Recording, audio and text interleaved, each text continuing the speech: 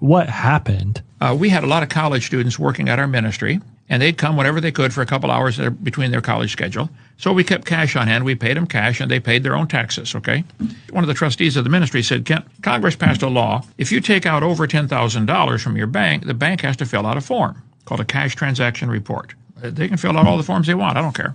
So the drug dealers who were dealing in cash, they would go in the morning and take out $9,500, go in the afternoon and take out $9,500, and they would not trigger the bank to fill out the form. So Congress passed another law in their great brilliance and says if you do 2 transactions in one day that are less than $10,000, but they total over $10,000, you have now structured your transactions to evade the reporting requirement. We never did that. Once every 2 weeks, my wife would go to the bank, take out $9,500 to keep cash on hand for paying all the bills we did around there. Several times took out over $10,000, and the bank filled out their form. I don't care about the bank filling out a form. I've never taken drugs of any kind. So when they came in and arrested me for structuring, 45 times they said, you took out less than $10,000. Yeah, we never did over 10,000. And if they did over 10, they'd fill out their form. It's a form the bank has to do. So my attorney said, Kent, don't even give a defense. There's no crime here. You didn't do anything wrong. The judge at sentencing said, Mr. Hoven, this crime you committed is worse than rape.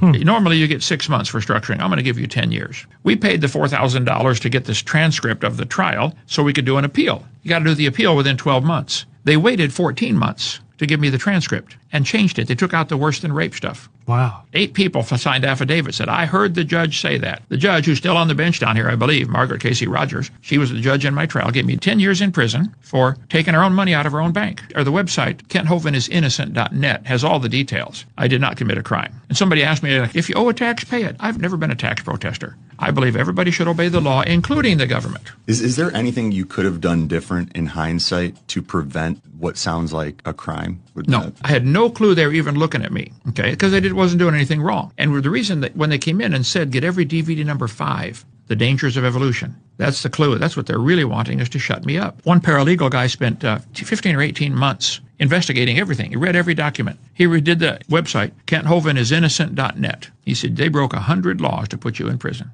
Wow. They went through 3 juries. The first two juries refused to find me guilty. They kept calling new juries till one found me guilty.